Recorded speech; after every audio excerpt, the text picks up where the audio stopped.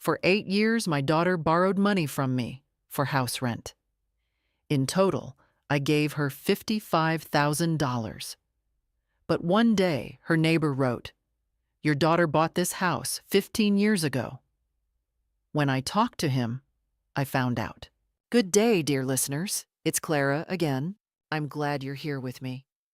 Please like this video and listen to my story till the end, and let me know which city you're listening from. That way, I can see how far my story has traveled. I used to think I knew my daughter Rebecca. For 34 years, I'd watched her grow from a bright-eyed girl into a capable woman with a family of her own. My late husband Tom would have been so proud. After he passed 6 years ago, Rebecca became my anchor, calling every week, visiting on holidays, always seeming to care. Then came that first phone call 8 years ago. "Mom, I hate to ask, but could you help us with rent this month?" Derek's commission check got delayed. Derek, her husband, worked in sales. The request seemed reasonable. They had 2 young kids, and I remembered our own tight months when Rebecca was little. I sent her $700 without hesitation. The calls continued, every month or two, sometimes 3 times in 1 month. The rent was always due, always urgent. The landlord's threatening eviction. "They're raising the rent again. We're just short this month." Each time, I wired the money. What else could I do? Let my grandchildren become homeless? I never questioned it deeply. Why would I? This was Rebecca, my only child, the girl I'd raised to be honest and kind. Sure, I noticed she never seemed to get ahead financially, despite Derek's successful sales career. But housing was expensive in their city, and raising kids wasn't cheap. I knew that firsthand. Over 8 years, the amounts added up. 500 here, 800 there. Sometimes 1,000 when things got really desperate. I kept meticulous records in my checkbook, a habit from my banking days. By last spring, I'd given Rebecca $55,000. 55,000. The number made my stomach turn when I finally calculated it, but I pushed the discomfort away. Family helps family. That's what Tom always said. Then came the letter that changed everything. It arrived on a Tuesday morning in April, slipped into my mailbox between a grocery store flyer and my electric bill. Plain white envelope, unfamiliar handwriting. No return address.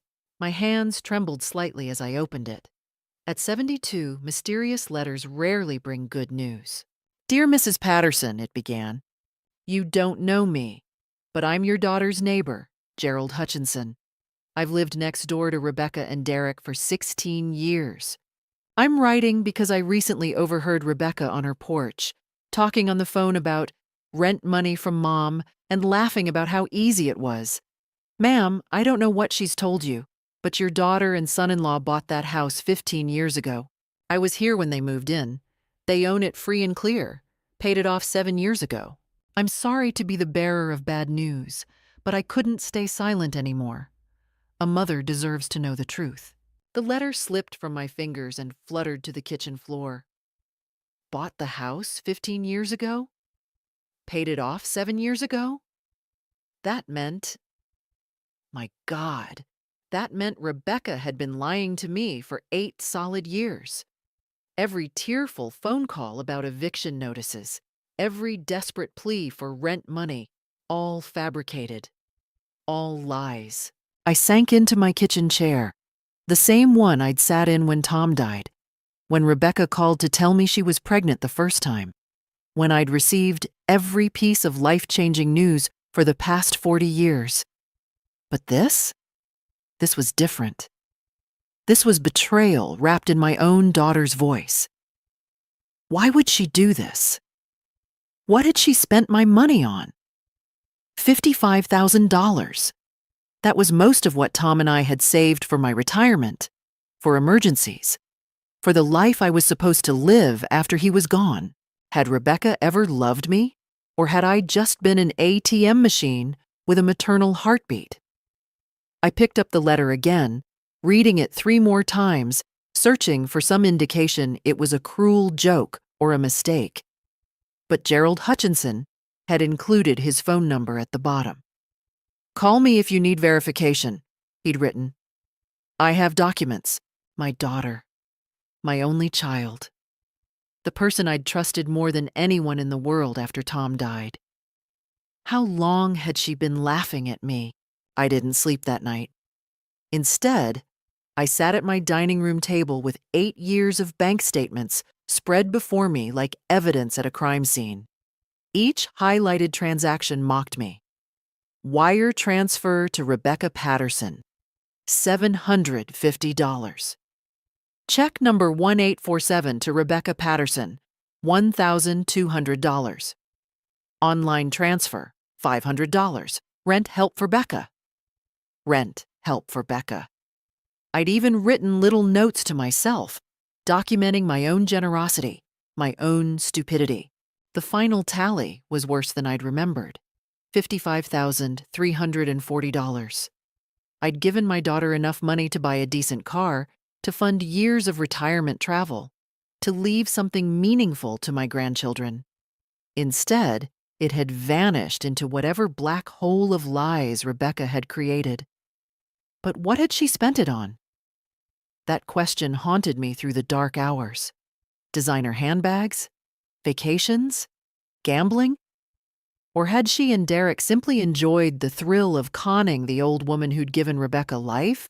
Part of me wanted to crumple Gerald Hutchinson's letter and pretend I'd never received it. What would confronting Rebecca accomplish except destroying what remained of our relationship? I could just stop sending money, make excuses, fade away quietly like mothers are supposed to do when their children disappoint them. But then I thought of Tom. My husband had been a proud man, a fair man. "Dorothy," he used to say, "you teach people how to treat you. If you accept disrespect, you'll get more of it." Tom wouldn't have stayed silent. Tom would have demanded answers, demanded justice. At 6:47 a.m., as weak sunlight filtered through my kitchen curtains, I made my decision. I would find out the truth. All of it. And then? Well, I'd figure out the then when I knew what I was dealing with. First, I needed to verify Gerald's claims. As much as I wanted to believe my daughter, the evidence already pointed toward his version of events.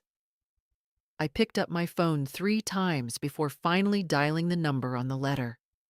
My heart hammered against my ribs. Hutchinson residence. A man's voice, older, gravelly, but kind. "Mr. Hutchinson, this is Dorothy Patterson, Rebecca's mother. I received your letter." He sighed deeply. "Mrs. Patterson, I'm glad you called. I wasn't sure if I should have sent it, but my wife convinced me. She said if it was her mother being lied to, she'd want to know."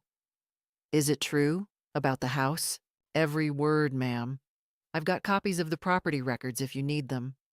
Rebecca and Derek closed on the house in May of 2009. I remember because they had a housewarming party that July, and Derek got drunk and told everyone how they'd stolen the property in a foreclosure sale. Paid $230,000 for a house worth $350. My throat tightened. May 2009. Rebecca had asked for her first rent payment in March 2016, 7 years after buying the house, just months after Tom died. She'd waited until my husband was gone, until I was vulnerable and alone, to start her scheme. "Mr. Hutchinson, why are you telling me this? You don't know me." A pause. "Mrs. Patterson, I'm 76 years old. I've got grandkids I don't see enough, and I've made my share of mistakes. But watching your daughter laugh on her phone about tricking you out of rent money, that crossed a line. Some things are just wrong. Besides, my Clara would haunt me if I stayed quiet." I thanked him, my voice breaking, and asked him to email me the property records. He promised to send them within the hour. Next, I needed more information. I called my nephew Marcus, an attorney in Denver. We weren't particularly close, but he was family, and more importantly, he was sharp. "Aunt Dorothy, what a nice surprise. How are you?" Marcus, I need legal advice. Confidentially. His tone shifted immediately. Of course, what's going on? I told him everything. The 8 years of rent payments, Gerald's letter, the property records I was about to receive. Marcus listened without interrupting, which I appreciated. When I finished, he was quiet for a long moment. Aunt Dorothy, what you're describing could constitute fraud. Depending on how she solicited the money, there might be criminal implications. At minimum, it's grounds for a civil suit. I'm not sure I want to sue my own daughter. I understand, but you need to protect yourself. Don't confront her yet, not until we know exactly what we're dealing with. Can you gather all your records? Every check, every transfer, every text or email where she asked for money. I have everything. Good. Send it all to me. Let me review it. In the meantime, don't send her another dime, and don't let her know you're suspicious. That last part would be the hardest. Gerald's email arrived at 9:23 a.m. with the subject line, "Documents you requested." Attached were PDF scans of property records, tax assessments, and even a photograph of Rebecca and Derek standing in front of their house holding a sold sign, their smiles wide and triumphant. The date on the sign, May 17th, 2009. I printed everything, my hands shaking so badly I nearly jammed the printer twice. Then I organized it all in a manila folder alongside my bank statements. Physical evidence. Undeniable proof that my daughter was a liar and a thief. Marcus called back that afternoon. Aunt Dorothy, I've reviewed what you sent. This is textbook fraud, obtaining money through false pretenses. She claimed she needed rent payment for housing she actually owned. That's not a gray area. What are my options? Several. You could file a police report for theft by deception. You could sue civilly for the money back plus damages. Or you could confront her privately and demand repayment. But Dorothy, and I'm saying this as your nephew and your attorney, you need to be prepared for the possibility that she won't repay you willingly. People who run cons like this for 8 years don't typically experience sudden conscience attacks. What would you do if it was your mother? Marcus didn't hesitate. I'd get my money back, whatever it took. Family doesn't get a pass on theft. I decided to start with official documentation. Marcus advised me to file a complaint with the county district attorney's office, not to press charges immediately, but to create a paper trail.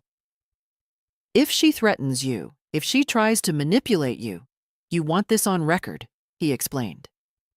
The following Monday, I drove to the county government center, an imposing brick building that smelled like floor wax and bureaucracy. The woman at the fraud division, a tired-looking investigator named Sharon Reeves, listened to my story with increasingly raised eyebrows. Ma'am, how much did you give her over 8 years? $55,340. Sharon whistled low. And she owns the house free and clear? According to the property records, yes. Mrs. Patterson, what you're describing is felony theft by deception. With amounts over $50,000, we're looking at serious criminal charges if you want to pursue this. Did I want to pursue it? The question sat heavy in my chest. This was Rebecca, my baby girl. But that baby girl had stolen my retirement, had exploited my grief over Tom, had lied to my face for nearly a decade.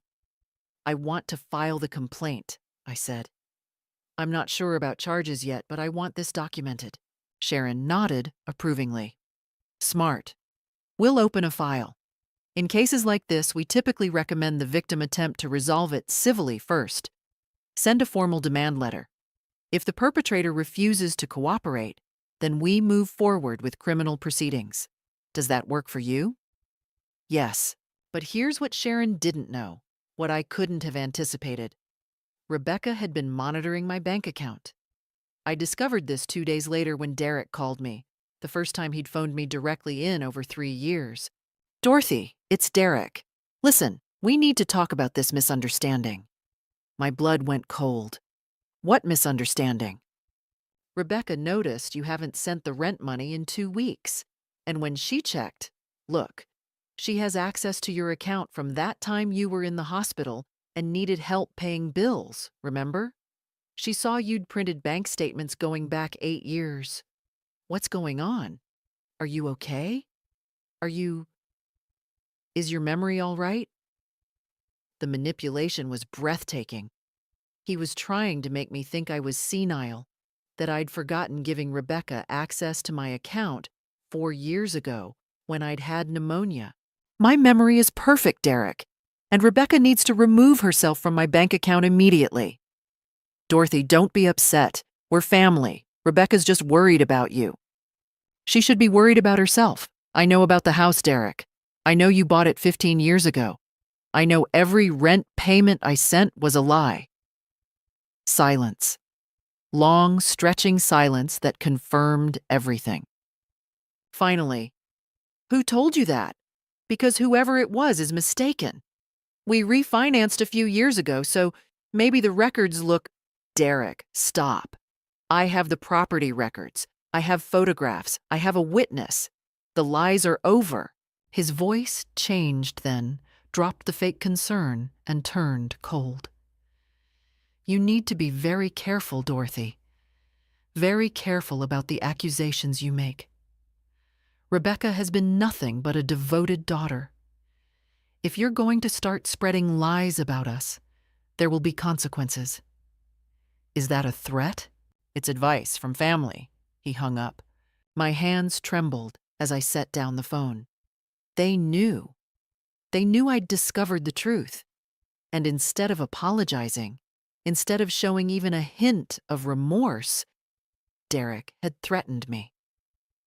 What had I raised? What monster had I welcomed into my family? I called Marcus immediately.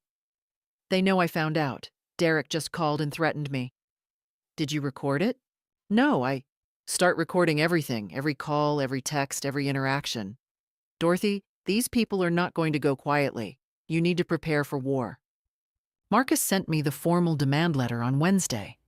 It was typed on his law firm's letterhead, cold and professional.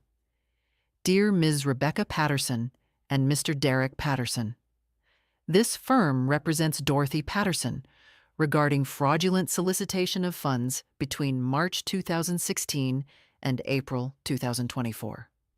Our client has documentation proving you obtained $55,340 under false pretenses by claiming you needed rent payment for a property you owned outright. You have 10 business days to remit full payment, or we will pursue criminal fraud charges and civil litigation. This is your only notice. I mailed it certified, return receipt requested. The thought of Rebecca opening that envelope, seeing her theft laid out in legal language, gave me a grim satisfaction. But I wasn't prepared for what came next. Friday afternoon, Rebecca showed up at my house. I saw her car pull into my driveway through the living room window, her sleek white SUV that had always seemed too expensive for someone perpetually short on rent. She didn't knock. She used the key I'd given her years ago, the one for emergencies. Mom, we need to talk. She walked into my kitchen like she owned it, Derek trailing behind her. Their faces were hard, nothing like the loving daughter and son-in-law I thought I knew. You had no right to involve a lawyer, Rebecca started, her voice shaking with anger, not remorse. No right to humiliate us like this. I stood my ground, phone in my pocket, already recording. I had every right. You stole from me, Rebecca. For 8 years, you lied to my face and stole my money. Stole? Derek laughed sharply. Jesus, Dorothy, you gave us that money freely. We never held a gun to your head. You told me you needed it for rent.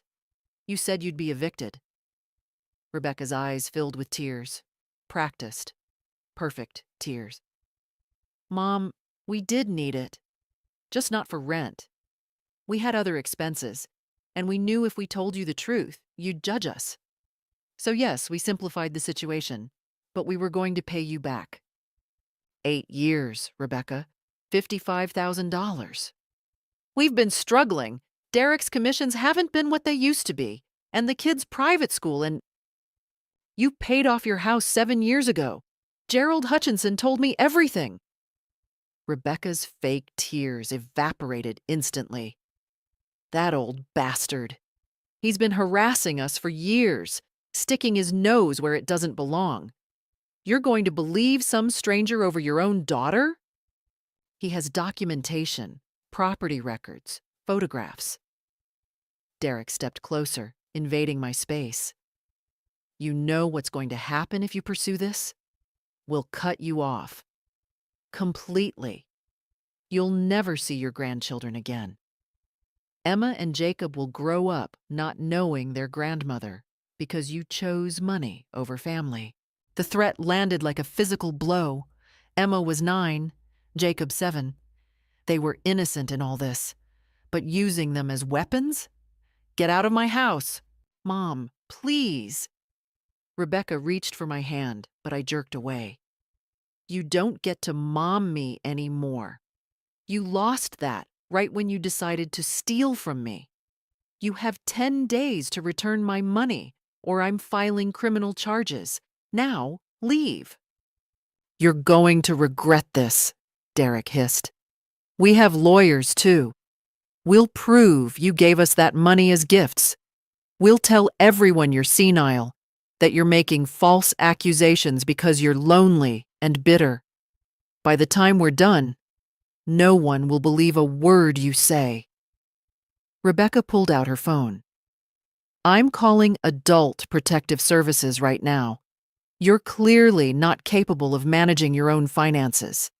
We'll get guardianship, and then you'll have access to whatever I have left? No. I pulled out my own phone, showing the recording app actively running. I've documented this entire conversation, the threats, the manipulation, the admission that you lied about needing rent money. My attorney has copies of everything. You want to fight? Let's fight. For the first time, I saw fear flicker across Rebecca's face. They left, slamming the door hard enough to rattle the windows.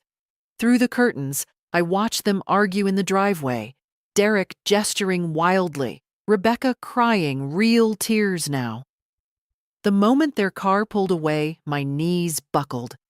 I sank onto the couch, shaking so hard my teeth chattered. What had just happened? Had I really threatened my own daughter with criminal charges? Had she really threatened to take away my grandchildren? I called Marcus. They came here. They threatened me. I recorded everything. Send me the recording now. Dorothy, this just became a lot more serious. Using your grandchildren as leverage, threatening to declare you incompetent. These are intimidation tactics. We need to move fast. But I couldn't move fast. Not yet. For the next 3 days, I barely left my bed. The confrontation had drained something essential from me. I'd stood up to them, yes, but at what cost? My daughter hated me. My grandchildren would grow up thinking I was the villain. Was the money really worth losing my family? On the 4th day, Rebecca sent a text. Mom, can we please talk? Just the 2 of us? I miss you. The kids miss you. This has gotten so out of hand. Please. I stared at the message for a long time. Part of me, the mother part, the part that remembered rocking her to sleep as a baby, teaching her to ride a bike, holding her hand through her father's funeral, wanted to believe this was genuine, that she'd realized her mistake, that my daughter was still in there somewhere. But I'd learned something in the past 2 weeks. Trust, once shattered, doesn't reassemble easily. I called Marcus first. She wants to talk, just the 2 of us. Don't. It's a trap. She'll either try to manipulate you into dropping the demand, or she'll record you saying something she can use against you. If you want to communicate, do it through me. What if she's genuinely sorry? Dorothy, people who are genuinely sorry don't threaten to take away your grandchildren. They apologize and make restitution. Has she offered to return even $1? He was right. I texted back. All communication goes through my attorney. Rebecca's response came within seconds. You're choosing a stranger over your own daughter. Fine. Don't come crying to me when you die alone. I blocked her number, but the attacks didn't stop. Over the next week, Rebecca launched a campaign on social media. She posted about toxic parents who abandon their children over money and elderly family members who make false accusations due to declining mental health. She never named me directly, but mutual friends knew exactly who she meant. My inbox filled with messages from relatives and acquaintances. Dorothy, what's going on? Rebecca says you're accusing her of theft? Are you okay? Do you need help? The isolation was suffocating. I'd always been private, never one for extensive social circles, and Tom's death had narrowed my world even more. Rebecca had been my primary connection to family, to purpose. Now I had nothing. I stopped answering the phone, stopped checking email, spent days in my bathrobe, eating canned soup and wondering if I'd made a catastrophic mistake. Then, on a gray Tuesday morning, my doorbell rang. I almost didn't answer, but something made me peek through the window. It was Clara Hutchinson, Gerald's wife, a woman I'd never met. I opened the door cautiously. Mrs. Hutchinson?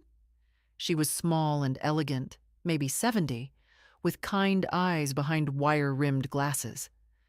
Mrs. Patterson, I hope I'm not intruding. Gerald told me everything, and I couldn't stop thinking about you. May I come in? We sat in my living room over tea, and Clara did something no one else had done. She listened, really listened. I told her everything.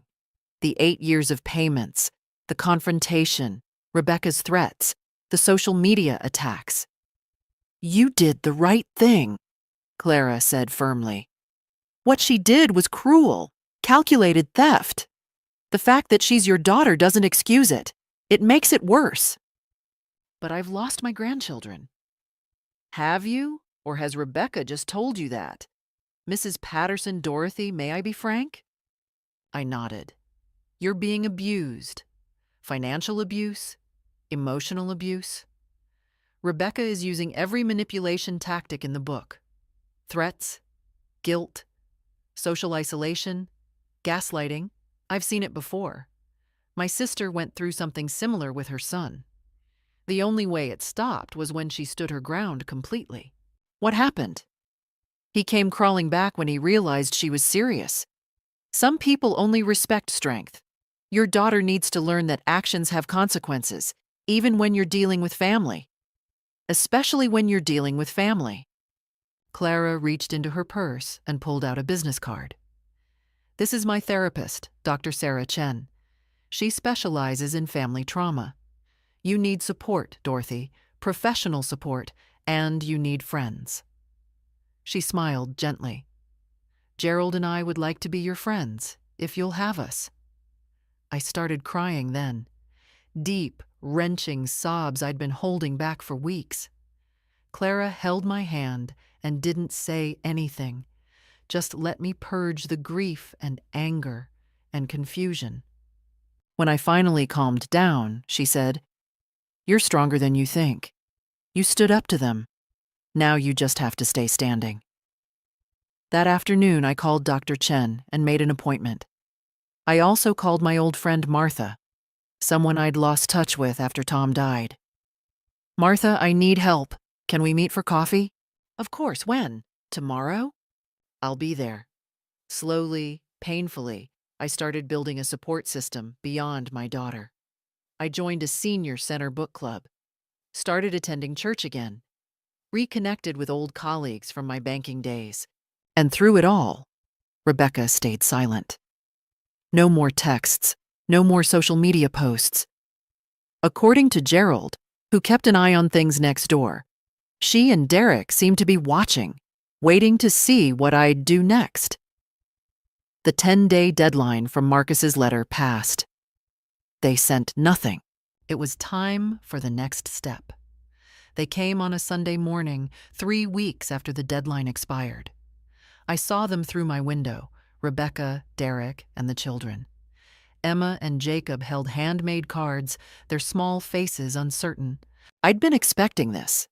Dr. Chen had warned me. When legal pressure increases, abusers often try the family card one last time. They'll use whatever emotional leverage they have. I opened the door but didn't invite them in. "Grandma!" Emma rushed forward, hugging my waist. "We made you cards. Mommy said you were sick and that's why you haven't visited." My heart cracked. Jacob hung back, shy as always, but clutching a crayon drawing of what looked like our family. "Hello, sweethearts," I managed, stroking Emma's hair. "I missed you so much." Rebecca's eyes were red-rimmed, her face gaunt. "Mom, please, can we come in? Just for a few minutes? The kids have been asking about you constantly." Against my better judgment, I stepped aside. We sat in the living room, Emma and Jacob showing me their cards and chattering about school while Rebecca and Derek watched with calculated expressions. After a few minutes, Rebecca said brightly, "Kids, why don't you go play in Grandma's backyard? Remember the swing set?" The children ran off and the temperature in the room immediately dropped. "Dorothy, we need to end this," Derek started. "It's gone too far. You've made your point." "My point?" Rebecca leaned forward, wringing her hands. "Mom, I know I should have been more honest about our finances. I know I should have told you we owned the house. But we were embarrassed. We didn't want you to think we were failures. So you lied and stole instead?" "We didn't steal." Derek's voice rose before he controlled it. "You gave us that money willingly. Legally, they were gifts. No court would see it otherwise." I'd discussed this with Marcus. He'd confirmed that proving fraud was difficult, but not impossible, especially with the documented pattern of deception, the specific requests for rent, and the threats they'd made. "Then you have nothing to worry about," I said calmly. Rebecca's mask slipped slightly. "Mom, if you pursue this, it will destroy us. Derek could lose his job. They'll fire him if he's involved in a fraud investigation. We could lose the house. The kids could end up in foster care. Is that what you want? To destroy your own grandchildren's lives over money? You destroyed your own lives when you decided to con me for 8 years." "Con you?" Rebecca stood abruptly. "Jesus Christ, Mom! You're acting like we held you hostage. You offered to help. You wanted to feel needed and important, and we let you. We did you a favor." There it was, the real Rebecca, the one beneath the tears and manipulation. "Get out." "No." Derek stood too, blocking my path to the door. "Not until you agree to drop this. We'll make payments, okay? $500 a month until it's paid back. But you're not filing criminal charges, and you're not suing us. We have those kids out there to think about. You should have thought about them before you decided to steal from their grandmother." Rebecca's voice turned venomous. "You know what? You're a bitter, lonely old woman who never got over Dad dying. You're so desperate for attention that you've invented this whole fantasy where we're the villains. But everyone knows the truth. Everyone knows you're losing it. I have recordings of you admitting you lied about needing rent money. Recordings you made illegally, without our consent. That's a crime, Dorothy. We could have you arrested." I smiled then, a cold, hard smile I didn't recognize as my own. California is a 2-party consent state for confidential communications. But our conversation wasn't confidential. You were in my home, threatening me. The recording is perfectly legal. Marcus has already confirmed it with the district attorney. The color drained from Derek's face. "You're bluffing," Rebecca whispered. "Try me." Through the window, I could see Emma and Jacob playing on the old swing set Tom had built. Innocent, unburdened. unaware that their parents were criminals. Last chance, Mom. Rebecca's voice shook. Drop this, or you'll never see those kids again. We'll move. We'll change our names. We'll make sure you die alone without ever knowing your grandchildren. Then I guess I'll die alone. For a moment, I thought Derek might physically attack me. His hands clenched into fists, his face purple with rage. But Rebecca grabbed his arm. Let's go. She's made her choice. They collected the children, ignoring their protests. As Emma was dragged out, she looked back at me with confused, tearful eyes. Grandma? Did we do something wrong? No, sweetheart, you're perfect. I love you so much. The door slammed. I stood in my silent house, shaking. Not from fear, from fury. They'd used those innocent children as weapons, as shields, as emotional blackmail. What kind of parents did that? I called Marcus. File everything. Criminal complaint, civil suit, all of it. I want them prosecuted. Are you sure? I've never been more sure of anything in my life. The courtroom was smaller than I'd imagined. Fluorescent lights hummed overhead, casting harsh shadows across the wooden benches. I sat behind Marcus at the plaintiff's table, my hands folded calmly in my lap, while my heart hammered against my ribs. This was the preliminary hearing for the civil suit. The criminal investigation was ongoing, but Marcus had advised we move forward with recovering the money first. Let them see we're serious, he'd said. Sometimes that's enough to trigger a settlement. Rebecca and Derek sat across the aisle with their attorney, a slick-looking man named Howard Brennan, who'd apparently come cheap despite his expensive suit. Neither of them looked at me.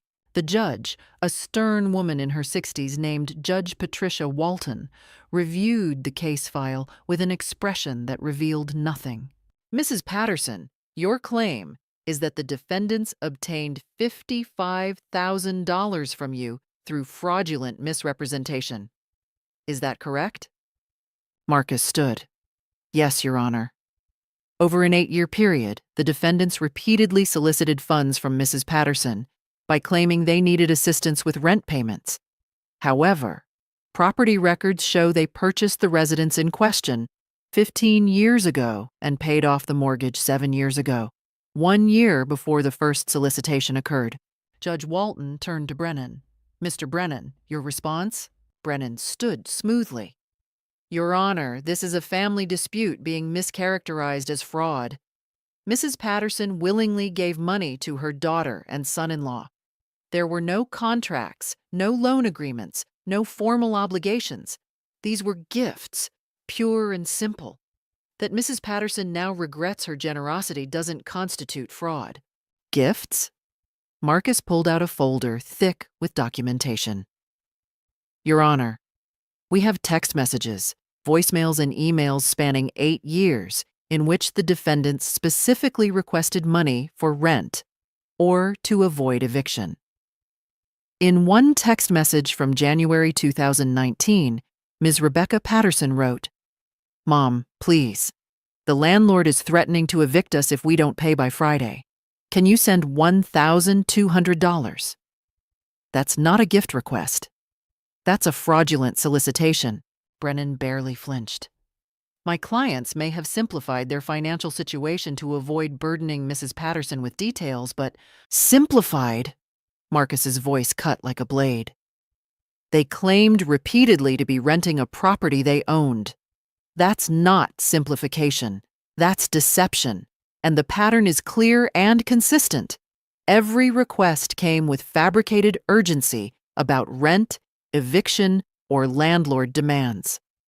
Judge Walton raised a hand. Mr. Brennan, do your clients dispute that they owned the property during the period in question? Brennan hesitated. No, Your Honor, but...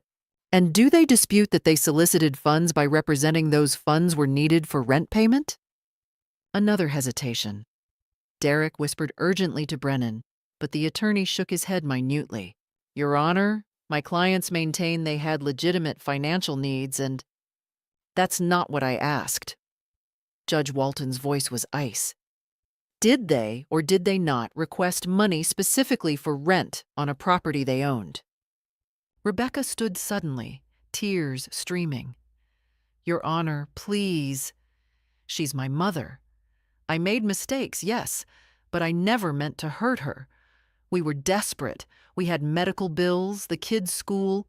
Sit down, Miss Patterson. Judge Walton's tone brooked no argument. Rebecca collapsed back into her chair. The judge looked at me directly for the first time. Mrs. Patterson, you're 72 years old. This money represented a significant portion of your retirement savings. Is that correct?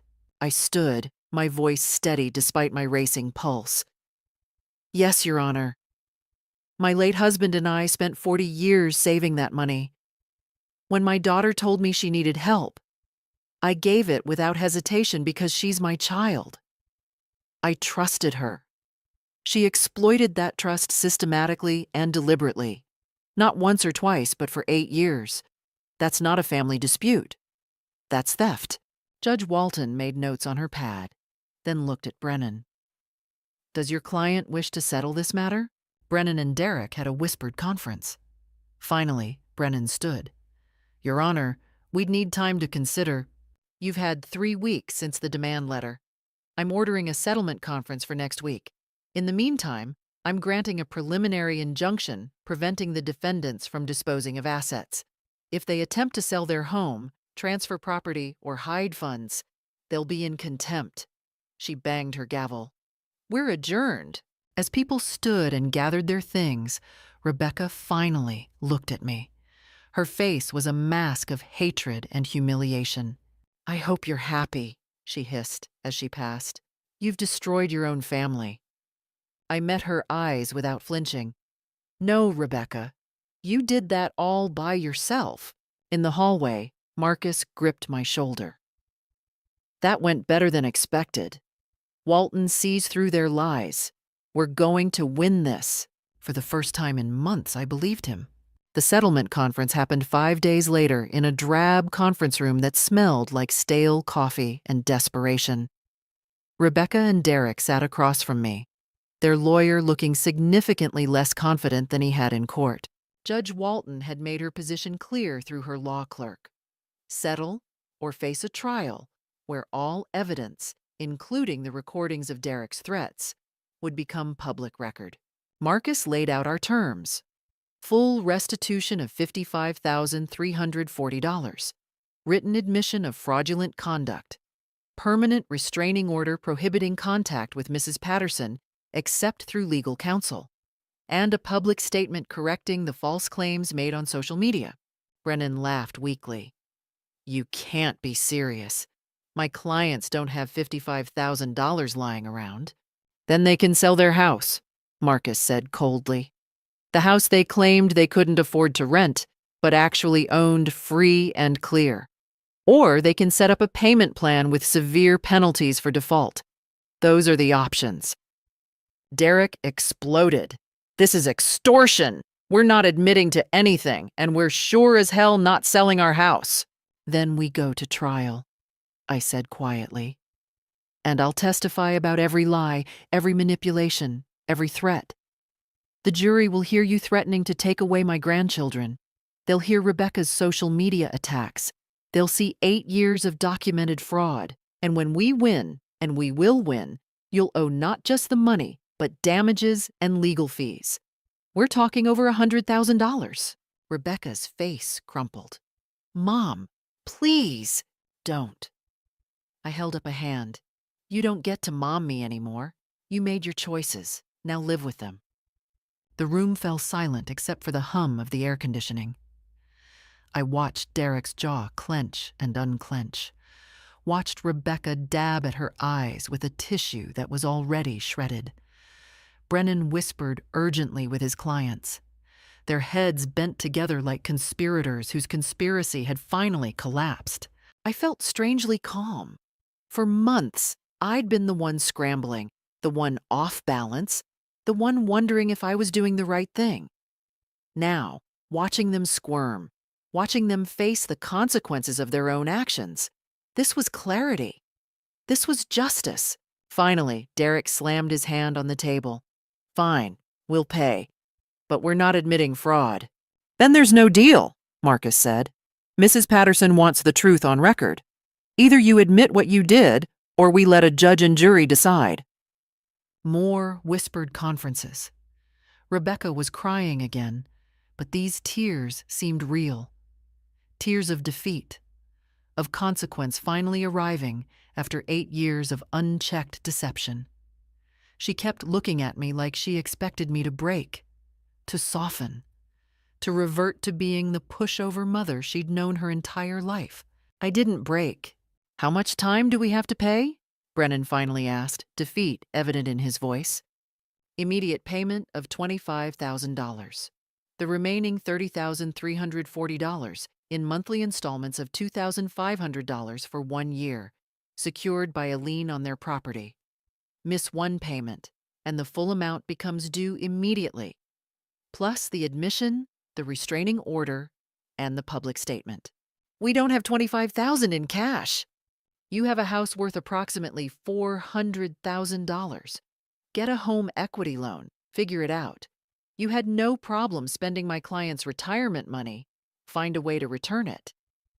Derek's face turned purple. You're destroying us. We have kids to feed, a mortgage. You paid off your mortgage 7 years ago, Marcus interrupted. Stop lying. You've lied enough.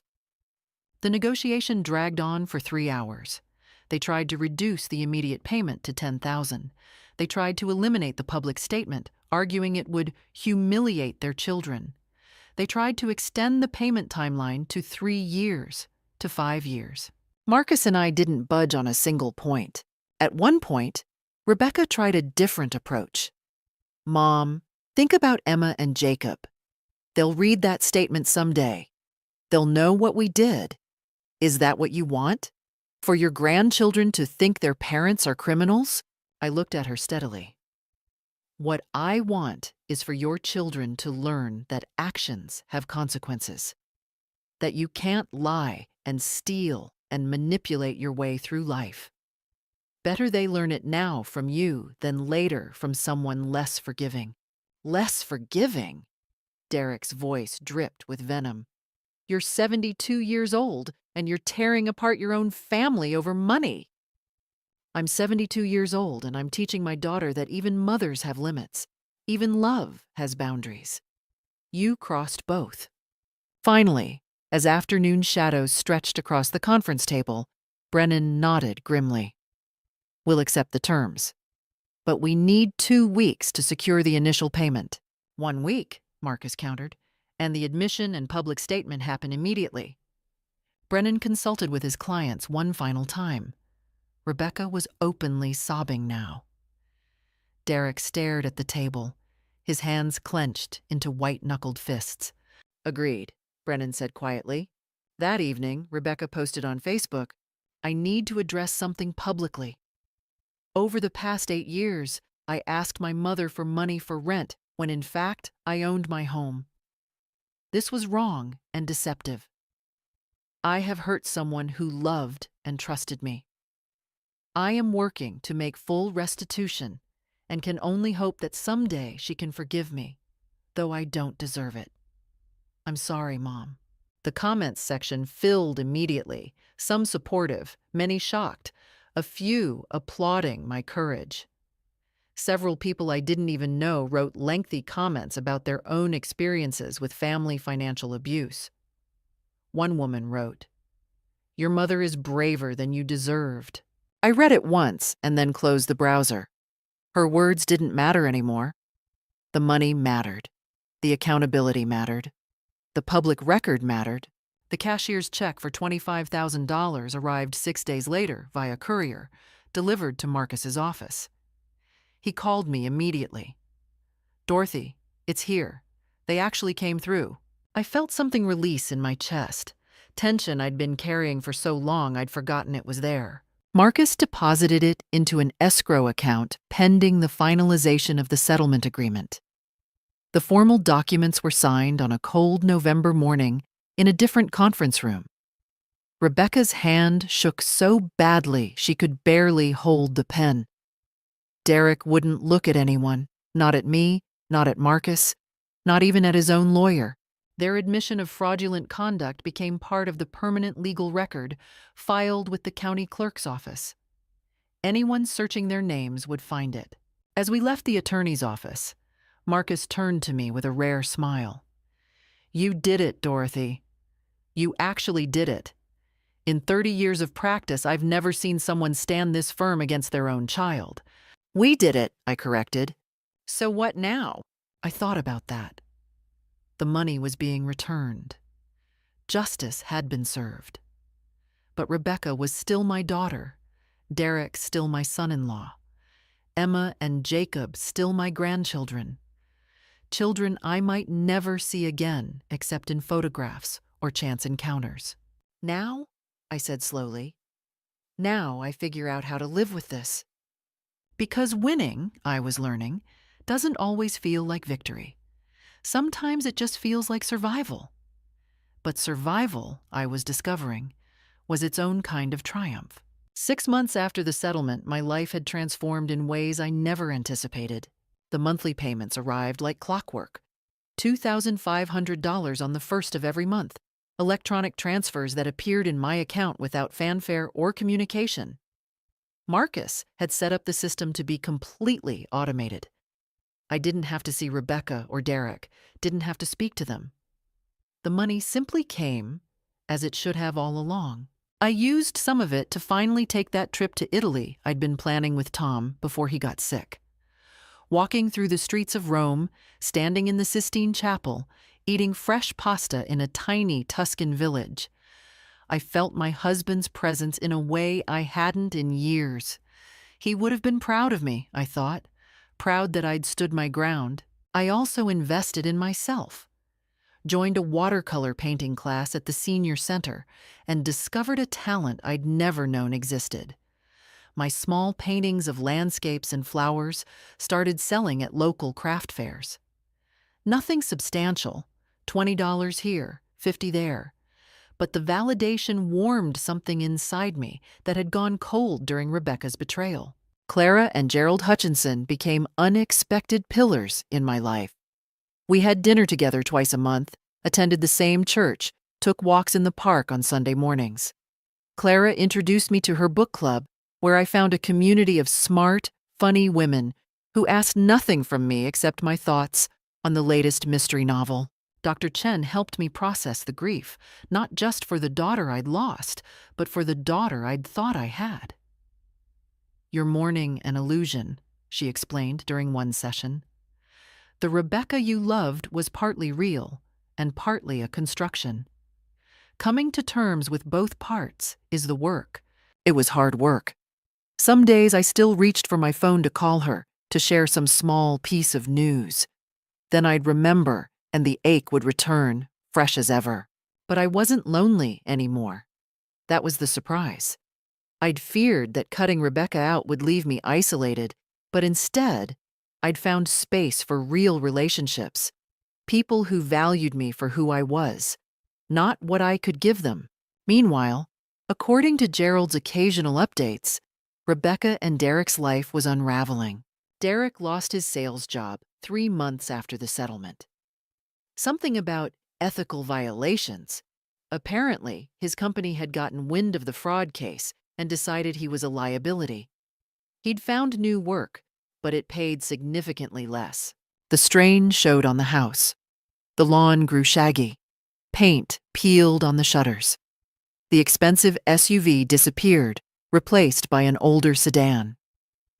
Gerald mentioned seeing them arguing on the driveway late at night, their voices carrying across the yards. "Rebecca looks 10 years older," Clara told me one afternoon over tea. "I saw her at the grocery store last week. She didn't recognize me, thank God, but Dorothy, the woman, looked haunted." I tried to feel sympathy. Failed. Maybe that made me a terrible person, but I'd earned my lack of sympathy through 8 years of lies and $55,000 in theft. The monthly payments continued, but Marcus warned me they were struggling. "They're cutting it close each month. I wouldn't be surprised if they try to renegotiate or claim financial hardship." If they miss a payment, enforce the full amount immediately, I said. No exceptions. You've gotten harder, Marcus observed, not unkindly. I've gotten stronger. There was a difference. The biggest surprise came 8 months after the settlement. A letter arrived, addressed in a child's careful handwriting. To Grandma Dorothy, Emma. She'd found my address somehow and written me a letter full of innocuous news about school and friends, ending with, I miss you. Love, Emma. P.S. Jacob misses you too, but he's too shy to write. I cried reading it, then called Marcus. Can they use this against me? Claim I'm violating the restraining order? You didn't initiate contact, you're fine, but be careful how you respond. I wrote back, a short, loving note that avoided any mention of her parents or our situation. Just grandmother things. I was proud of her grades. I hoped her soccer team was doing well. I loved her and Jacob very much. The letters became regular. Once a month, sometimes twice. Through Emma's words, I got glimpses of my grandchildren's lives. It wasn't the same as seeing them, holding them, being part of their daily routine. But it was something. And something, I'd learned, was sometimes enough. I was rebuilding my life on my own terms, surrounded by people who genuinely cared about me. I had my art, my friends, my dignity, and slowly, payment by payment, my money back. Rebecca had taken so much, but she hadn't taken everything, and what remained was enough to build something new, something real, something mine. Looking back now, I understand the lessons this nightmare taught me. Trust isn't the same as blind faith.